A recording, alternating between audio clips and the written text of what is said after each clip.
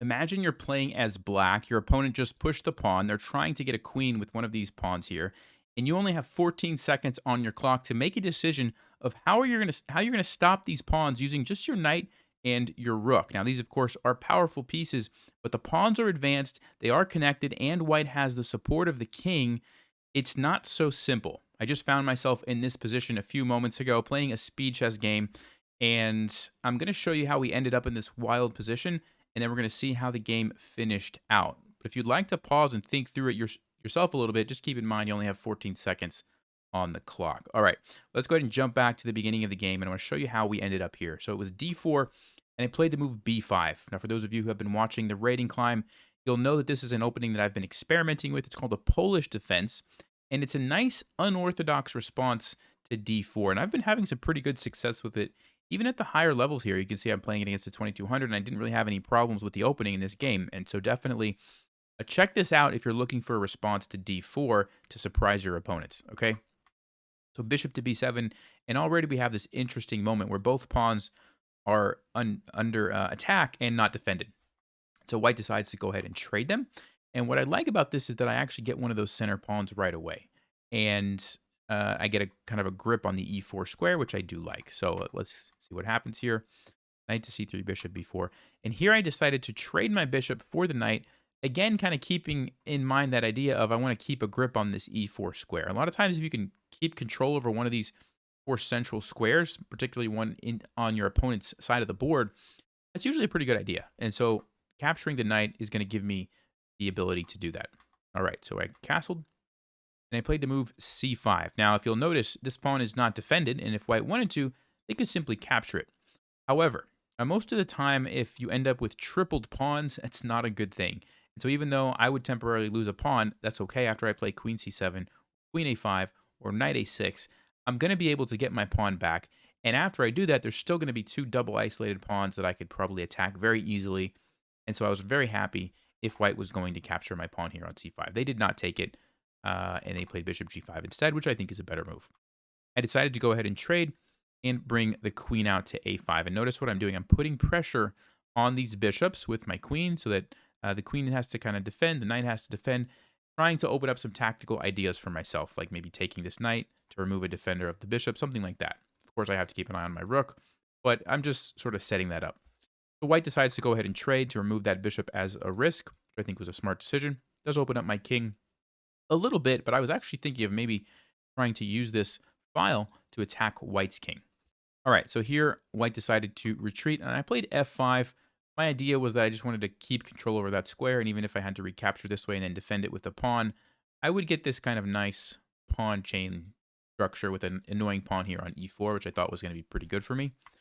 My opponent did take, and then instead of immediately going f5, I decided let me chase that knight away first, and then I'll go f5, or at least that was my idea. Now, Stockfish says that was a little bit of a mistake because I do allow queen g4 check. If I would have played f5 immediately, like I was initially intending, it controls the g4 square. I don't have to worry about the queen coming in there.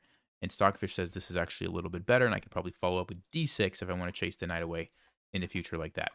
But I did this, and then queen g4 check came, and the knight actually captured here. Now, not really a great sacrifice, according to Stockfish, but it does open up the position and allow white's queen to kind of start taking stuff, which is what you're going to see. Okay, so the queen comes in, and I was having a hard time defending everything, right, because both of these are being attacked. So I played the rook over, lost that pawn, played the rook over. I'm just trying to activate my pieces, not really worried about the pawns. I'm thinking that my knight, my extra knight is going to be enough to win the game. So here we go. I had to defend this somehow because I wanted to be able to use my pieces. So I thought, okay, let me push it forward. Now it's defended by the queen, and I can jump my knight into e4. But white finds a good move here, c5, cutting off my queen from the defense of this pawn. And I really didn't want to lose this pawn because then my king looks extremely exposed. The queen's going to have lots of options to start putting me in check. I was trying to really hold on to that, so I brought the rook back over to f8. Okay, so then let's keep going here. And I said, you know what? I'm up the piece. Let me go ahead and trade queens so my king doesn't feel in as much danger, and then I'll play the endgame. Now, what I didn't realize was that white was actually still going to have quite a bit of pressure here with just the rooks and these pawns, right?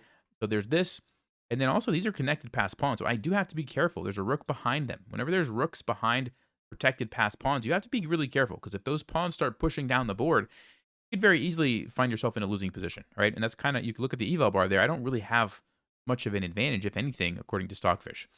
So I played a6. I was hoping that, not hoping, but just as an option, if the rook were to capture this, I had a nice little tactic here. Knight takes c5, taking advantage of this pin, also forking these guys. But of course, my opponent saw that, played b4, which is a nice move. There's no longer any tactics here because they would simply take with this pawn. Okay, so I said, well, I better defend my pawn here.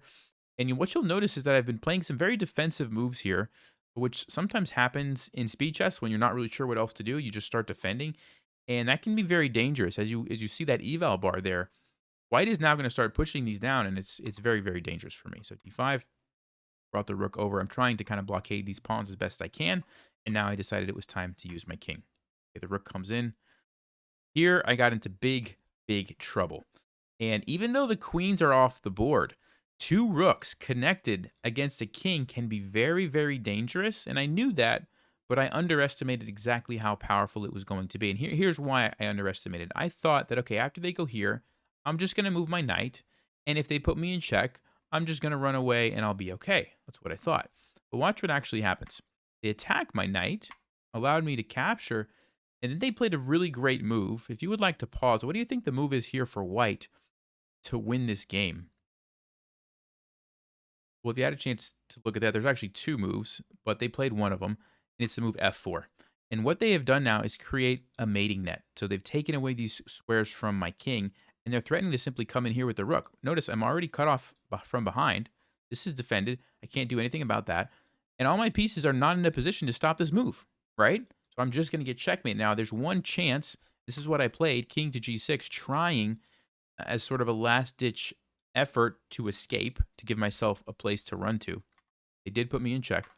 And right here, my opponent missed the checkmate. So if you would like to pause again, what do you think the move is here for white? There's only one winning move for white. They did not see it in the game.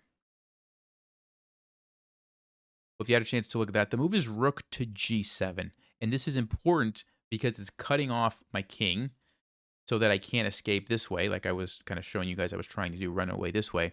And let's just say I try to bring a rook over or something. They're going to simply play g4 check. And yes, I can take, but then they can actually just take here with checkmate. It's a very interesting checkmate. Notice how all of these squares are controlled in a different way, and I'm still getting mated. Not an easy one to see, but that's what it was. Okay, but instead, they played the more natural, human-looking move of capturing with check, but this allows me to run to g4 and try to escape this way. So they tried to stop that with g3, but here I found a nice move to again escape king to f3. Okay, and sometimes you just have to do that when you can, because like let's say for example I would have, I don't know, wasted a move here, king to g2, and again I've lost my ability to escape. Now I'm just getting checkmated with the rook or with a pawn, any number of things white can do here to checkmate me. Okay, so I played king to f3.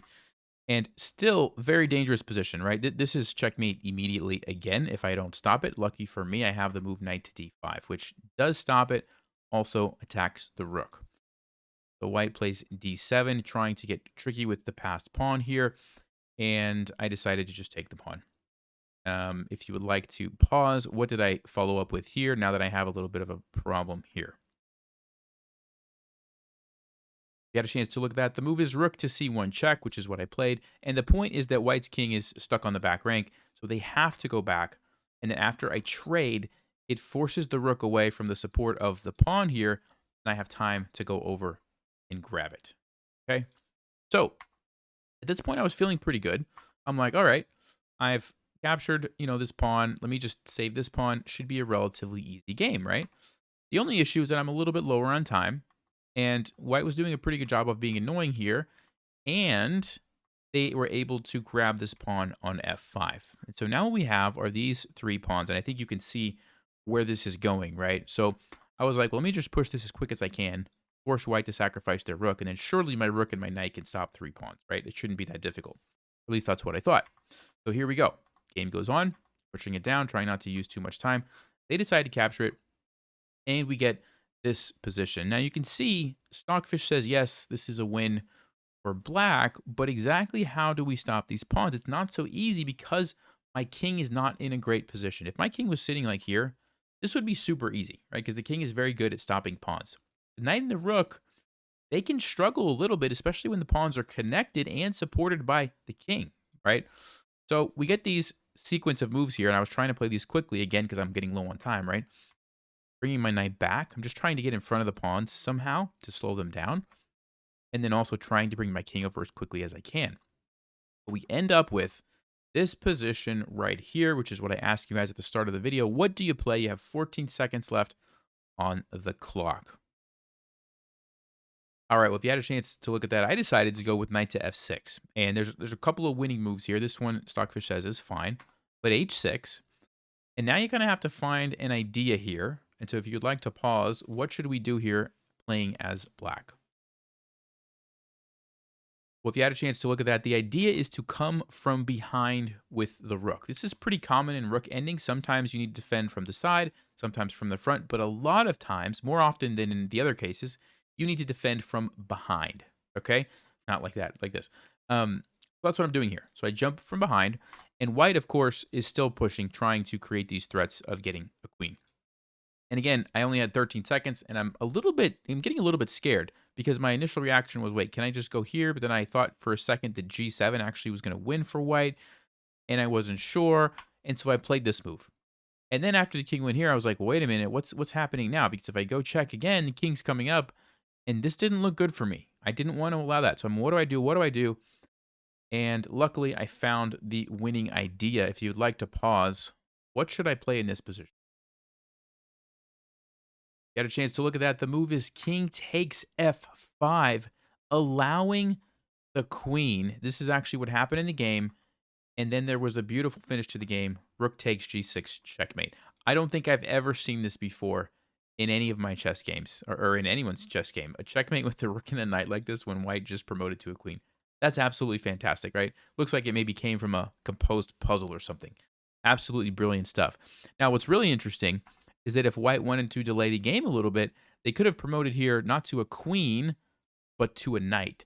And it's not letting me promote to a knight for some reason. But if you imagine if this was a knight, it would defend the pawn, although we would still be able to win. I think we could, what would be the win in that case? It's probably just maneuver the knight around somehow and capture the pawn, maybe something like put it here to blockade it, and eventually you'd be able to do something with the rook and the knight to win. But that would have been an interesting try by my opponent, especially with my low time. So anyway, hope you guys enjoyed that game. I don't think I've ever seen anything, like I said, quite like this. Fascinating finish, and I wanted to share it with you guys. Thanks for watching. Stay sharp, play smart, and take care.